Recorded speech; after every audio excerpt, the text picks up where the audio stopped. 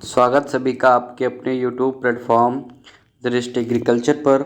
और आज से हम एक नए सीरीज़ की शुरुआत कर रहे हैं।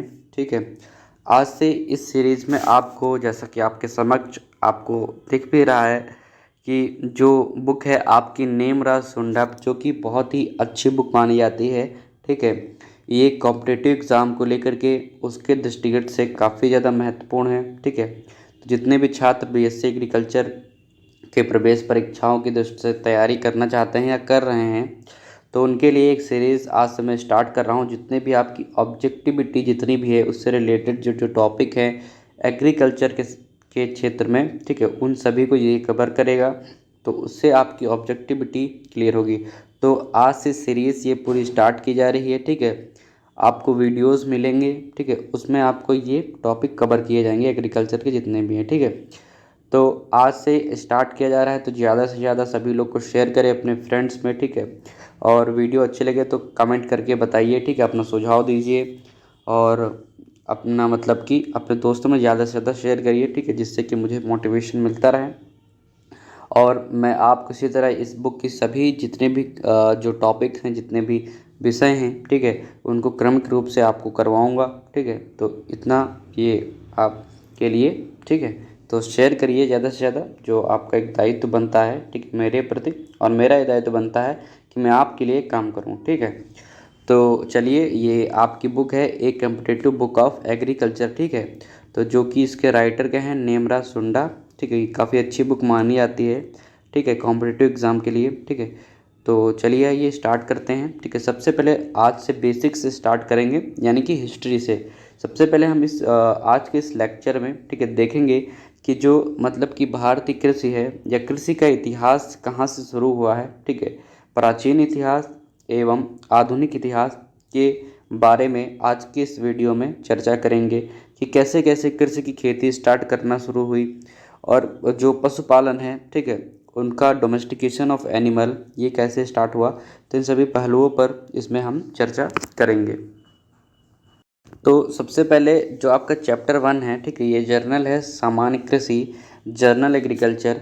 इसमें हम प्राचीन कृषि का इतिहास देखेंगे। ठीक है, यानी कि ये देखेंगे कि मानव के विकास के साथ साथ जो कृषि है उससे किस प्रकार से संबंधित है, और मानव के विकास के साथ साथ कृषि के विकास का इतिहास भी इससे जुड़ा हुआ है। ठीक है, तो यहाँ पर एक मतलब कि टेबल के रूप में दिया गया है। ठीक है, एक तरफ वर्ष लिखा है और उससे संबंधित घटनाएं लिखी हुई हैं। ठीक है, तो 1.5 मिलियन वर्ष पहले, ठीक है, पहला मनुष्य जिसको आदि मानव कहा जाता है, होमो इरेक्टस। ठीक है, वर्तमान में हम क्या हैं, होमो सैपियंस सैपियंस। ठीक है, ये 1.5 मिलियन वर्ष की पहले की बात की जा रही है। ठीक है, तो पहला मनुष्य जिसको आदि मानव या इंग्लिश में होमो इरेक्टस का इंडोनेशिया एवं अफ्रीका में उद्भव हुआ। ठीक है, तो कहाँ उद्भव हुआ, इंडोनेशिया में और अफ्रीका में इसका उद्भव हुआ। फिर उसके बाद 32,000 वर्ष पहले क्रोमैगनान मानव यानी कि आधुनिक मानव होमो सैपियंस का यूरोप में उद्भव हुआ। ठीक है, तो यहाँ पर होमो इरेक्टस का इंडोनेशिया और अफ्रीका में उद्भव हुआ, और आधुनिक मानव यानी कि होमो सैपियंस का उद्भव 32,000 वर्ष पहले यूरोप में उद्भव हुआ। फिर उसके बाद 10,000 जो बीसी थी, ईसा पूर्व था, ठीक है, बिफोर क्राइस्ट। ठीक है, तो मनुष्य पालतू जानवर कुत्ता को शिकार बनाने के शिकार के लिए प्रयुक्त करता था। यानी कि पहले क्या हुआ, शुरुआत में ही आपको ये मतलब कि गौ वंश का पालन या भैंस का पालन, बकरी पालन शुरू नहीं हुआ। जो मतलब कि जो आपके जानवर थे उनका जो डोमेस्टिकेशन था, ठीक है, उनका जो पालतूकरण था वो कुत्ते से स्टार्ट हुआ। ठीक है, तो वो 10,000 बीसी से स्टार्ट हुआ। फिर उसके बाद 8,700 बीसी में भेड़ पालन शुरू हुआ। ठीक है, यानी कि डोमेस्टिकेशन किसका हुआ, भेड़ का। ठीक है, कब हुआ, 8,700 बीसी में। ठीक है, स्टार्ट किससे हुआ डोमेस्टिकेशन ऑफ एनिमल, ये आपके कुत्ते के पालन से स्टार्ट हुआ। ठीक है, फिर उसके बाद 7,700 बीसी में बकरी पालन शुरू हुआ। ठीक है, 7,700 बीसी में बकरी पालन शुरू हुआ।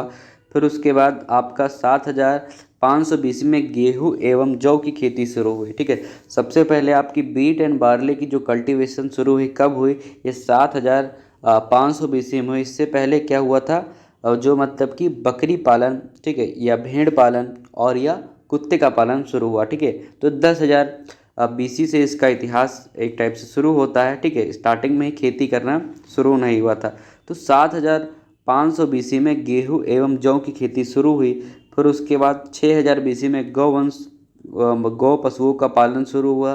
फिर 4400 BC में मक्का की खेती शुरू हुई। इसी प्रकार 3500 BC में आलू की खेती शुरू हुई, ठीक है। फिर उसके पश्चात 3400 BC में पहिए का आविष्कार हो गया, और पहिए का आविष्कार एक बहुत बड़ी क्रांति थी, क्योंकि जो मतलब कि आवागमन के साधन के रूप में बहुत बड़ा इसका योगदान रहा, ठीक है। तो भार ढोने के लिए, ठीक है। तो इन सभी चीज़ों के माध्यम से कृषि को मतलब कि उसमें बढ़ोतरी मिली, उसका विकास हुआ, ठीक है।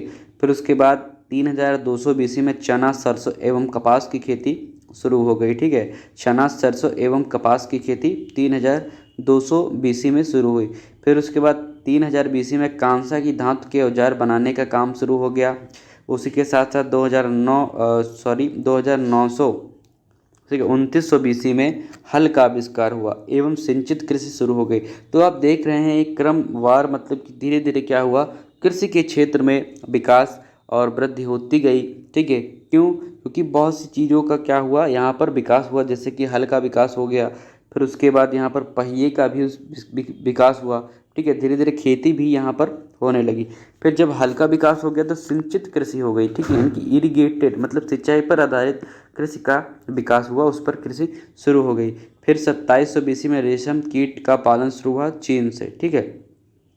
फिर 2200 BC में भैंस का पालन एवं धान की खेती शुरू हो गई, क्योंकि हल का भी आविष्कार हो गया था और सिंचाई पर आधारित खेती भी शुरू हो गई थी। आपको पता है धान की खेती के लिए पानी की अति आवश्यकता है, ठीक है। फिर 1500 BC में गन्ने की खेती शुरू हुई, ठीक है, पुर्तगालियों के द्वारा, ठीक है।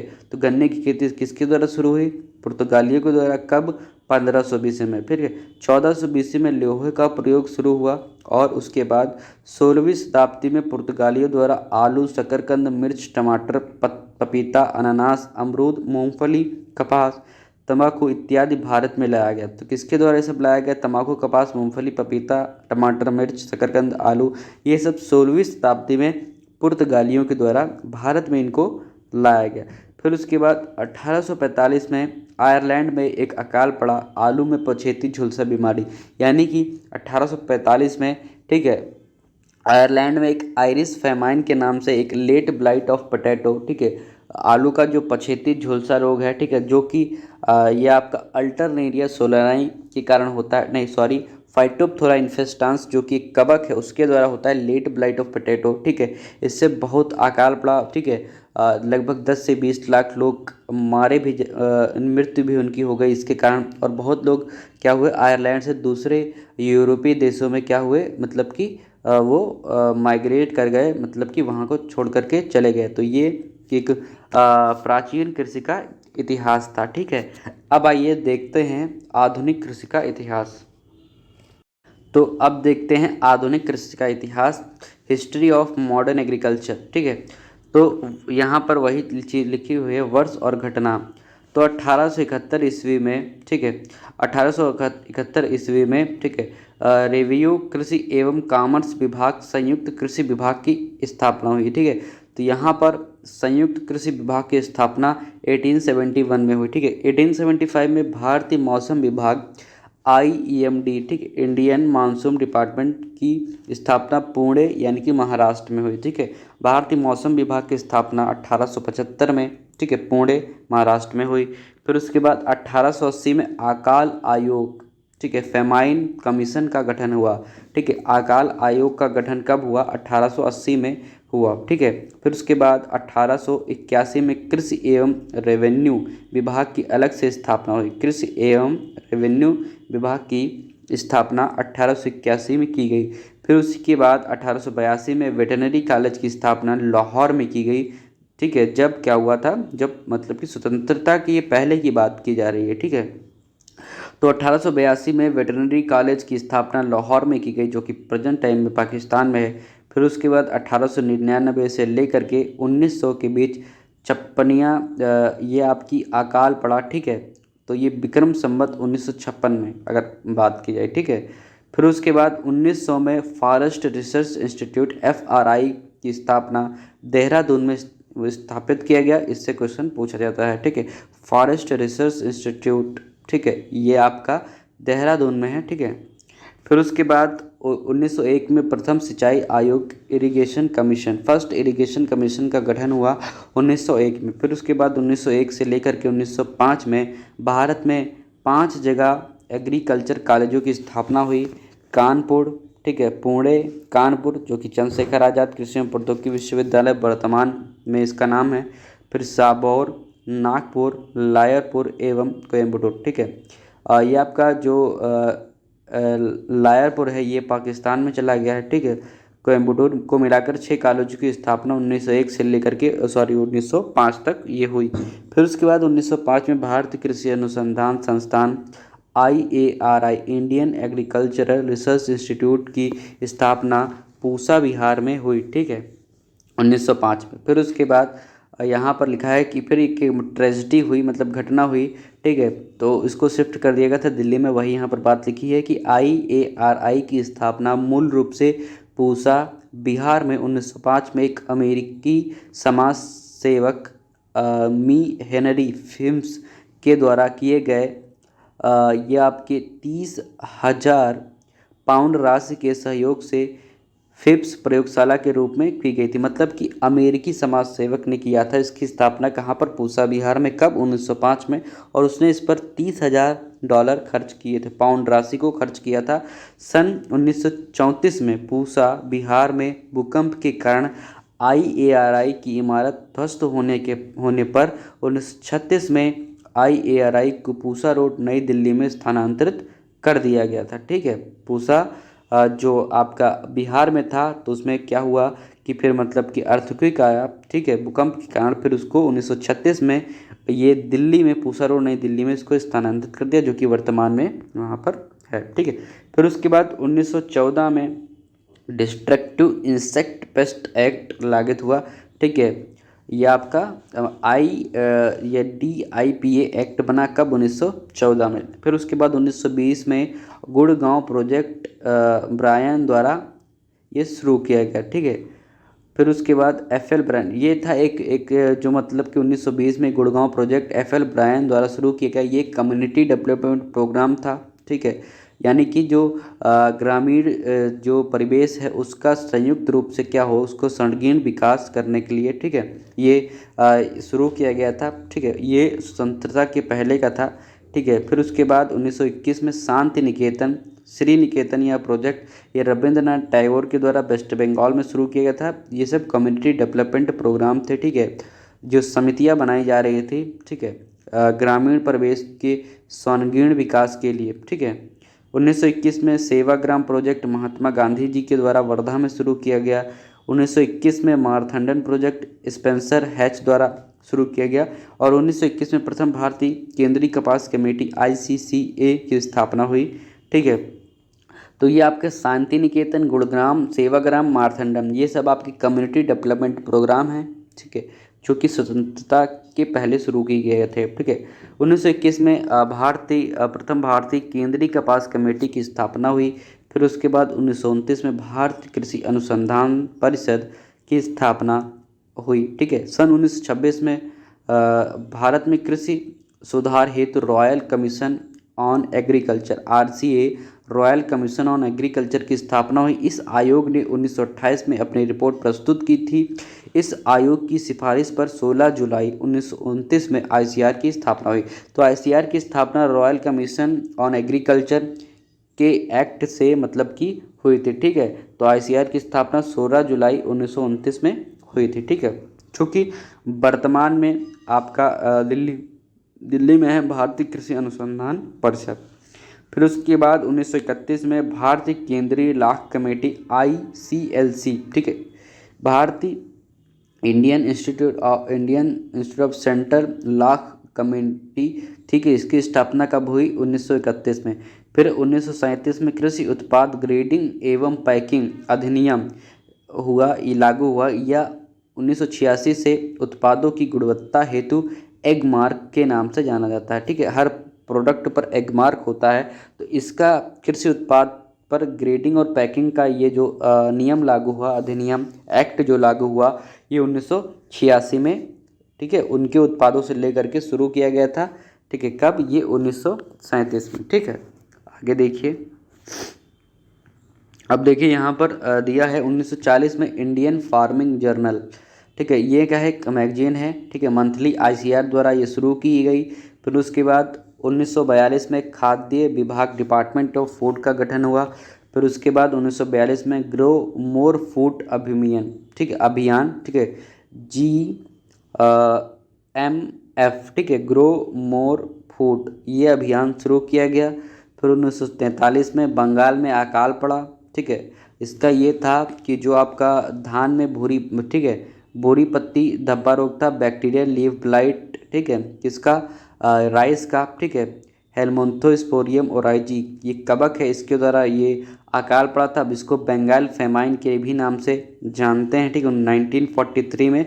और 1845 में आपका जो पोटैटो फेमाइन था, ठीक है, आलू की जो खेती में एक अकाल पड़ा था, ये आपका था लेट ब्लाइट ऑफ पोटैटो। ठीक है, पछेती जो आपका था, जो मतलब कि झुलसा रोग था। ठीक है, ये आपका फाइटोप्थोरा इन्फेस्टान से होता था, वो आयरलैंड में आया था। और बंगाल में बंगाल फेमाइन आया था किसमें? धान में भूरी पत्ती धब्बा रोग था, जो कि इसका कारक था हेलमोन्थोस्पोरियम ओराइजी, एक कवक के द्वारा लगता था। इंपॉर्टेंट क्वेश्चन है। ठीक है, 1943 में। फिर उसके बाद 1944 में भारतीय केंद्रीय गन्ना कमेटी ICSC की स्थापना हुई। फिर उसके बाद 1945 में भारतीय केंद्रीय तंबाकू कमेटी ICTC की स्थापना हुई। ठीक है, भारतीय केंद्रीय गन्ना कमेटी की स्थापना 1944 और भारतीय केंद्रीय तंबाकू कमेटी की स्थापना 1945 में हुई। फिर उसके बाद 1945 में ही भारतीय ग्रामीण सेवाएं Indian village services BN Gupta द्वारा शुरू किया गया। 1946 में directorate of plant protection, quarantine and storage, Faridabad, Haryana में इसकी स्थापना हुई। कब? 1946 में। ठीक है, फिर 1946 में ही केंद्रीय धान अनुसंधान संस्थान CRRI, कटक, उड़ीसा में इसकी स्थापना हुई। तो केंद्रीय सेंट्रल राइस रिसर्च इंस्टीट्यूट की स्थापना कटक, उड़ीसा में हुई। कब हुई? 1946 में हुई। फिर उसके बाद 1946 में फिरका आंदोलन, ठीक है, फिरका आंदोलन ये T प्रकाशन द्वारा शुरू किया गया। ठीक है, 1947 में मजदूर मंजिल आंदोलन, ठीक है, SK दे के द्वारा नीलखोरी में शुरू किया गया। इसको नीलखोरी प्रोजेक्ट भी कहते हैं। ठीक है, और जनवरी 1948 में GATT general agreement on tariffs and trade का गठन हुआ। ठीक है, सन 1995 में इसका नाम WTO कर दिया गया। भारत WTO का फाउंडर सदस्य था। ठीक है, फिर उसके बाद 1948 में नीलो खेड़ी प्रयोग, ये भी एक कम्युनिटी डेवलपमेंट प्रोग्राम था। ठीक है, श्री SK दे द्वारा करनाल एवं कुरुक्षेत्र में पाकिस्तानी विस्थापित को बसाने के लिए शुरू किया गया था। मतलब जो पाकिस्तान से माइग्रेट करके वहाँ से आए थे, ठीक है, तो उनको बसाने के लिए प्रोग्राम शुरू किया गया था। इसे मजदूर मंजिल भी कहा जाता है। ठीक है, इसके दे ने शुरू किया था। फिर उसके बाद 1948 में इटावा पायलट प्रोजेक्ट आया, अल्बर्ट मेयर द्वारा शुरू किया गया। फिर 1950 में योजना आयोग की स्थापना हुई। इसका अध्यक्ष प्रधानमंत्री होता है। ठीक है, अध्यक्ष कौन होता है? प्रधानमंत्री योजना आयोग। और जो इसका प्रथम में क्या हो गया इसका नाम? इसको नीति योजना आयोग कर दिया गया बदल करके। फिर 2 अक्टूबर 1952 में सामुदायिक विकास कार्यक्रम, इसको बोलते हैं कम्युनिटी डेवलपमेंट प्रोग्राम, शुरू किया गया। फिर उसके बाद 2 अक्टूबर 1953 में राष्ट्रीय विस्तार सेवाएं NES की शुरुआत हुई, नेशनल एक्सटेंशन सर्विसेज की शुरुआत हुई। फिर उसके बाद 1955 में फल उत्पाद कानून, फ्रूट प्रोडक्ट ऑर्डर, या भारत में परिरक्षित पदार्थों का गुणवत्ता नियंत्रण कार्य करता है। ठीक है, 1955 में ही अनिवार्य वस्तु अधिनियम, एसेंशियल कम्युनिटी एक्ट बना। 1957 में सर्वप्रथम अखिल भारतीय संवैधानिक मक्का फसल सुधार प्रोजेक्ट शुरू किया गया। 1958 में NAFED, national agriculture cooperative marketing federation का गठन हुआ। और 2 अक्टूबर 1959 में पंचायती राज लोकतंत्र का विकेंद्रीकरण त्रिस्तरीय बलवंत राय मेहता की सिफारिश द्वारा एवं पंडित जवाहरलाल नेहरू द्वारा राजस्थान के नागौर जिले में उद्घाटन हुआ। ठीक है। पंचायती राज की व्यवस्था कब? 2 अक्टूबर 1959 में आई। फिर लास्ट है आपका 1959 में केंद्रीय शुष्क क्षेत्र अनुसंधान संस्थान की स्थापना जोधपुर में हुई, जिसको काजरी के नाम से central arid zone research institute के नाम से भी जाना जाता है। तो 1959 में इसकी स्थापना जोधपुर में हुई, जो कि राजस्थान में है। तो ये आपकी हो गई प्राचीन भारत जो कृषि का इतिहास था और आधुनिक कृषि का इतिहास। ठीक है। इसी क्रम में आपको ये वीडियो लेक्चर मिलेंगे। तो इस प्रकार से हम संपूर्ण जो आपकी कॉम्पिटिटिव बुक ऑफ एग्रीकल्चर नेमडा सुंडा की उसको कंप्लीट करेंगे। तब तक के लिए थैंक यू। जय हिंद। ज़्यादा से ज़्यादा सीखें। धन्यवाद।